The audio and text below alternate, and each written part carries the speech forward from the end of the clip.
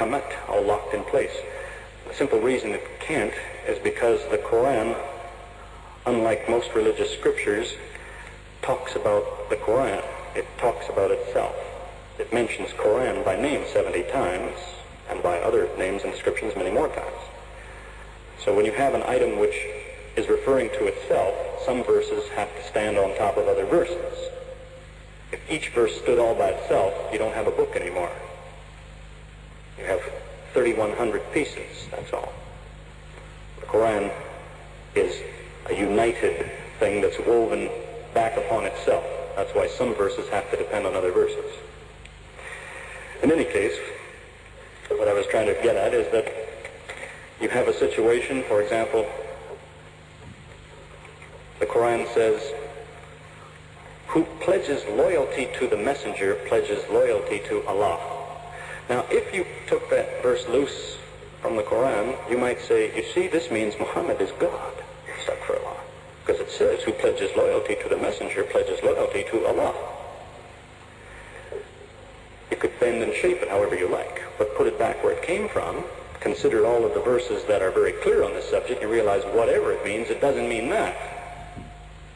Now compare that to what a person will do if he takes hold of one of the reported sayings of Jesus, where he said, who honors me honors God. And people say, oh, you see, he was God. That's what he said. You honor me, you honor God. Because I am God, is what they wish he would have said, but he didn't finish that way. So it may mean that, but put it back where it came from and compare it to the other things he's reported to have said, and whatever it means, it can't mean that. It's reported that he said on one occasion, there are things which God knows which I don't know. Now, whoever says that isn't God. God knows what I don't know.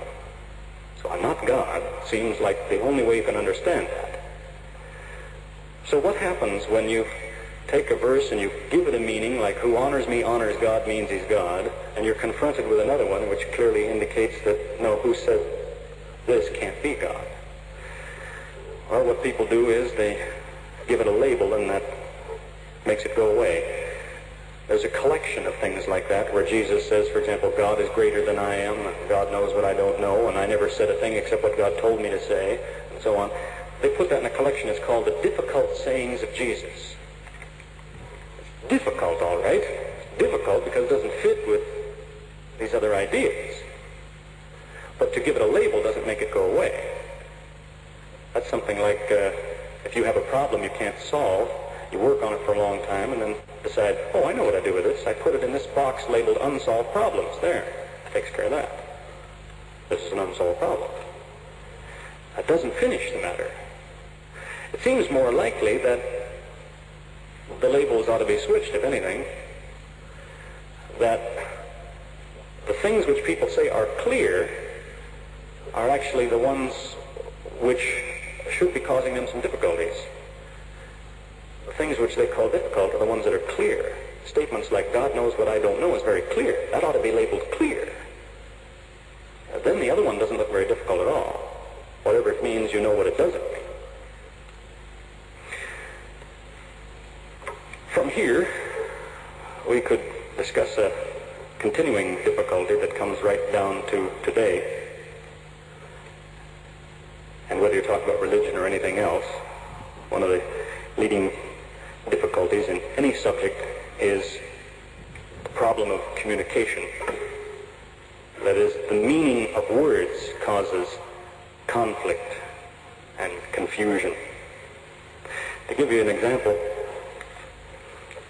people today may say, Jesus is the Son of God. Son sounds like an easy word, all right, and everybody knows what a son is, but it means a lot more than that to somebody who says Jesus is the Son of God.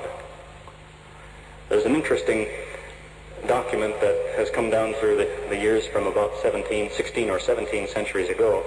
It was written by somebody in the Roman Empire who was complaining that people in his day were arguing about the sonship of God or the fatherhood of God and this kind of thing, because it was such a complex meaning to the words father and son that that's all people talked about. He complained.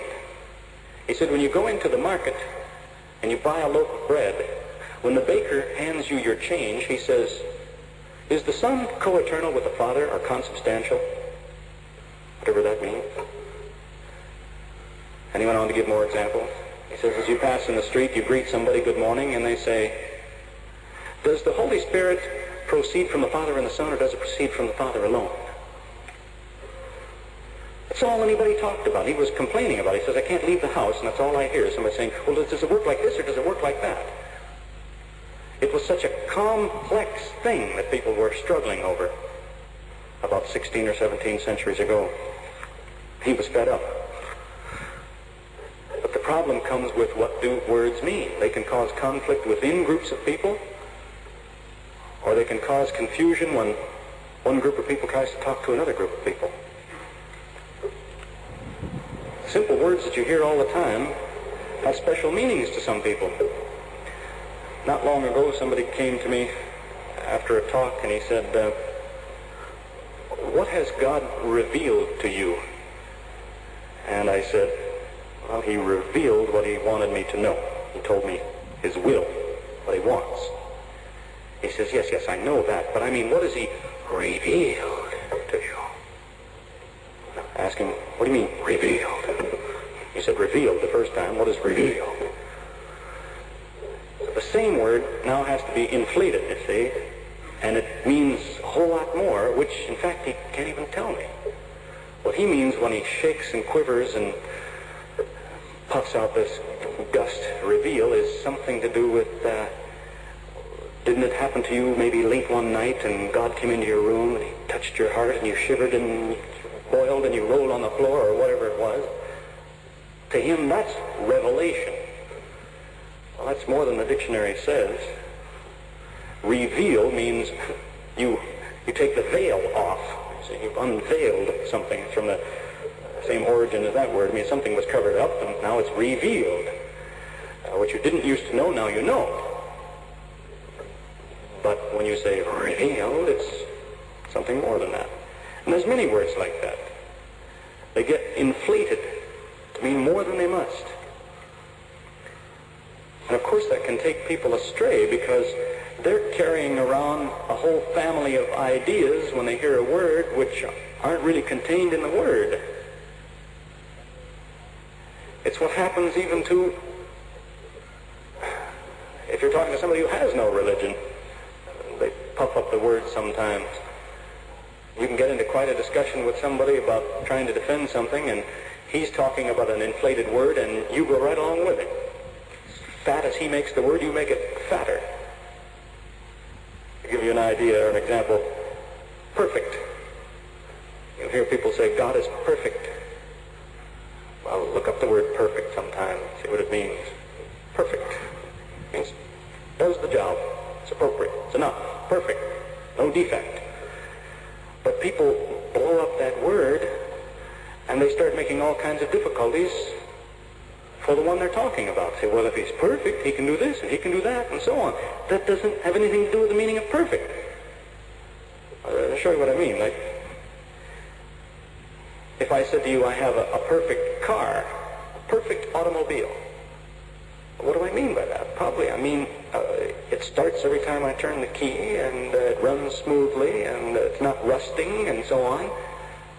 But if you start inflating that word perfect, you can start making all kinds of demands. If your car is perfect, you don't need to drive it. It drives itself. As a matter of fact, it should go and do your grocery shopping for you. If it's perfect, doesn't it come in the house and tuck you in bed at night? If it's perfect, it goes and does your work for you. Keep blowing up this word perfect. Well, people do the same thing, especially the atheist tries this trick when he talks to a religious person. He says, if your God is perfect, he can do this, he can do that, and the other thing.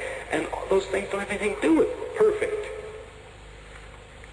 God can do anything, they say. That's a very silly thing to say.